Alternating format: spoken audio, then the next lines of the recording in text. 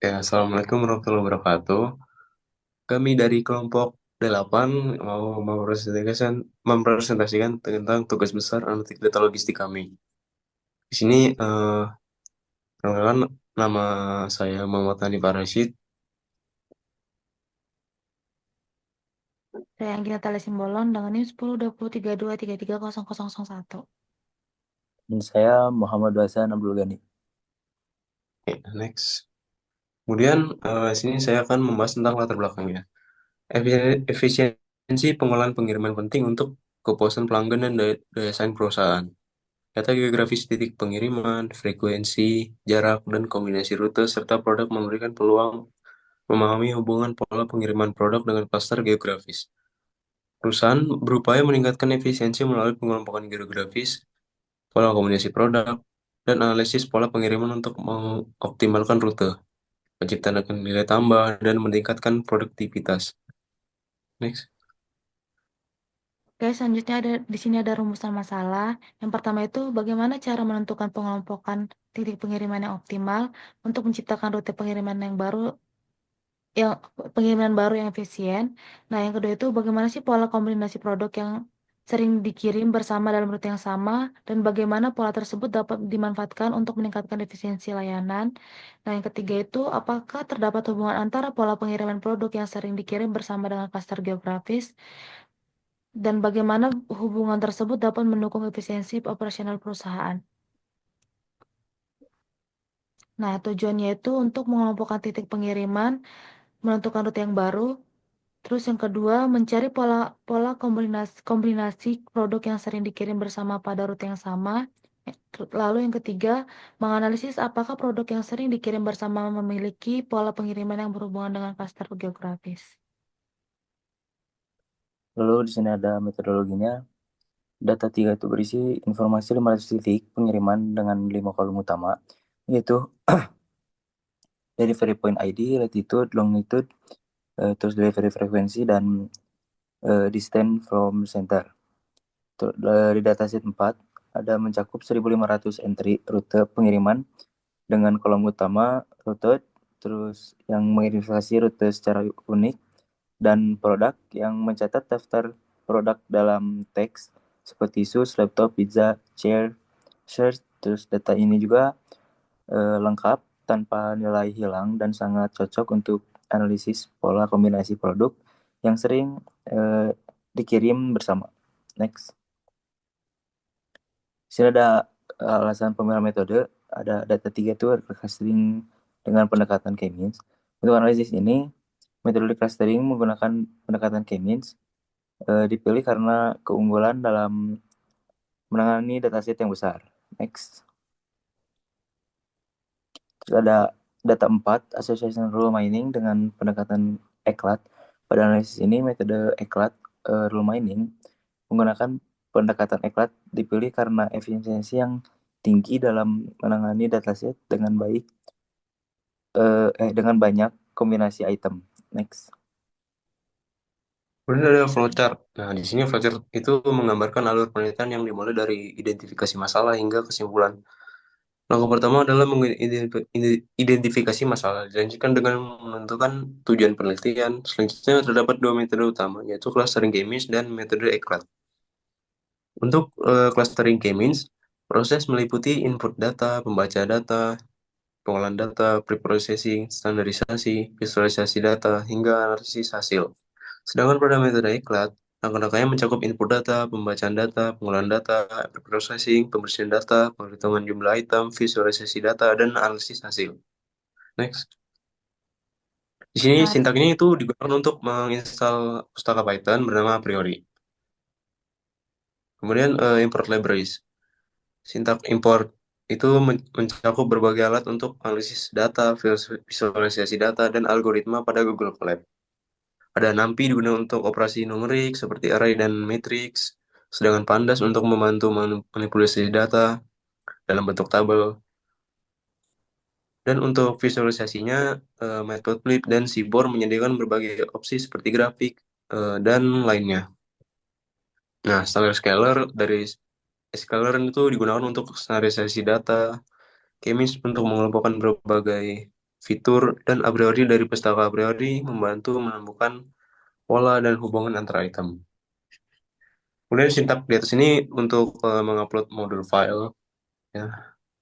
Next, sintak di atas itu untuk membaca file yang bernama data 3 CSV dan data 4 CSV. Nah, di atas ini untuk merupakan isi isi dari data yang berhasil dibaca dengan baik dengan menampilkan struktur tabel dengan 500 baris dan 5 kolom. Next, kemudian data 4 juga berhasil dibaca dengan baik dan menampilkan struktur tabel yang terdiri dari 1.500 baris dan 2 kolom. Kemudian sintak data sini tuh untuk mengecek apakah ada item yang hilang atau data yang hilang dan menampilkan nilai yang kosong atau hilang dan eh, memeriksa setiap sel pada menggunakan fungsi tersebut.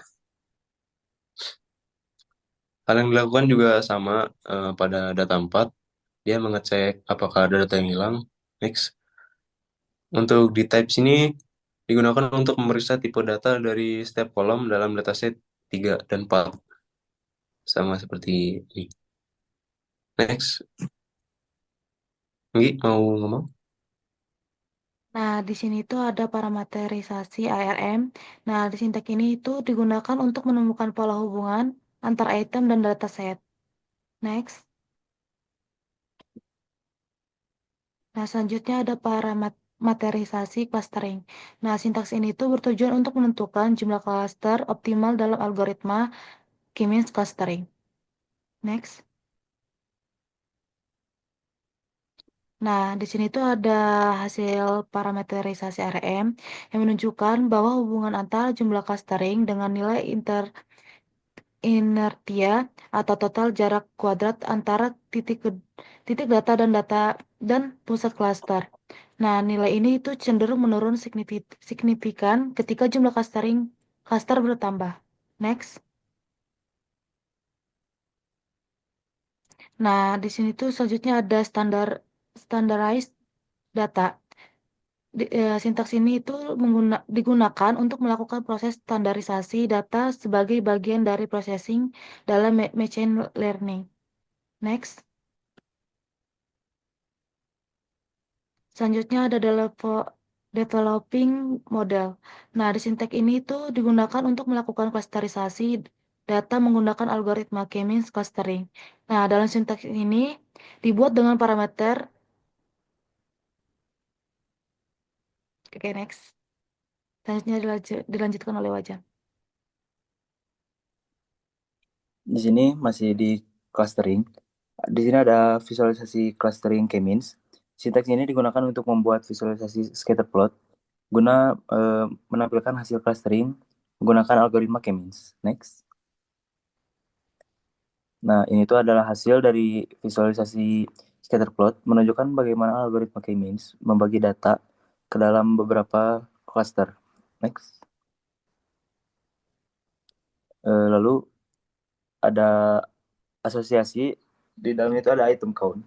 Tujuan tujuan utama dari data 4 ini adalah untuk menambahkan informasi mengenai jumlah produk dalam setiap entry. Next. Lalu di sini ada summarize item count. Sintaks data item count digunakan dalam library pada Pandas untuk menghasilkan ringkasan statistik deskriptif dari kolom item count. Next. Lalu di sini ada hasil dari sintaks yang dijalankan menghasilkan data frame yang telah diproses sedemikian rupa sehingga setiap item dalam kolom produk dipisahkan menjadi baris-baris individual di kolom item. Next. Di sini ada sintaks yang selanjutnya. Sintaks di atas ini bertujuan untuk menghitung frekuensi kemunculan setiap item dalam kolom item. Next. Nah, di sini ada diagram pie.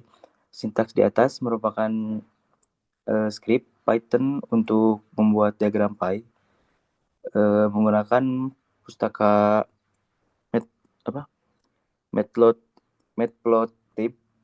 Secara keseluruhan diagram ini memberikan representasi visual yang jelas dan menarik. Next. Lalu di sini ada sintaks yang uh, untuk membuat diagram batang. Next. Nah, sintaks tersebut bertujuan untuk mengelompokkan data berdasarkan kolom. Lalu di sini ada asosiasi data grouping. Sintaks tersebut bertujuan untuk mengelompokkan data berdasarkan kelompok root ID dan mengumpulkan semua nilai dari kolom item yang terkait dengan setiap root ID ke dalam sebuah daftar. Sintaks di atas setelah di-run menjadi sebuah tabel yang terdiri dari dua kolom, yaitu root ID dan item dengan total 1.500 baris data. Next. Nah, di sini ada simplify data by eliminating irrelevant columns. Sintaks di atas bertujuan untuk menghapus kolom root ID dari sebuah data frame bernama transaction data 4 menggunakan pustaka pandas di Python. Next.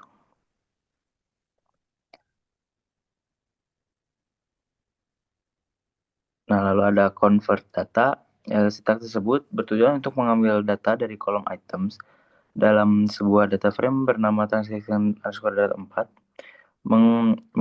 mengonversinya menjadi sebuah daftar list dan kemudian menampilkan 5 elemen pertama dari daftar tersebut. Next.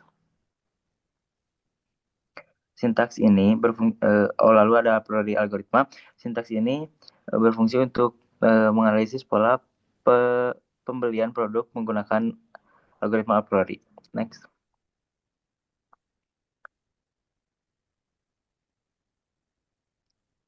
Nah, di sini itu ada hasil dari sintaks future warning yang muncul menunjukkan bahwa metode penggunaan data frame menggunakan PD kontak dengan data frame kosong atau yang seluruhnya berisi nilai NA akan mengalami perubahan perilaku di versi mendatang dari library pandas. Next.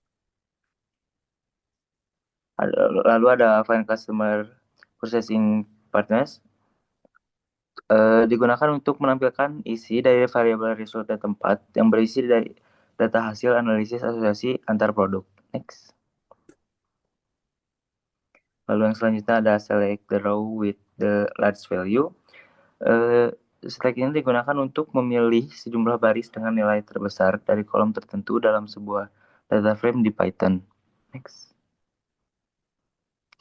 Lalu yang selanjutnya ada looking for the high value. Sintaks ini juga digunakan untuk mengambil 10 baris dengan nilai tertinggi berdasarkan kolom support dari data frame result data 4. Tabel di atas menunjukkan hasil sintaks yang digunakan untuk menunjukkan pola hubungan antara produk dalam dataset transaksi. Next.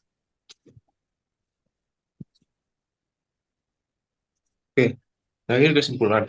Penelitian itu bertujuan untuk mengoptimalkan pengembangan logistik melalui analisis data dengan menggunakan dua metode utama, yaitu clustering k-means dan algoritma a priori. Metode k-means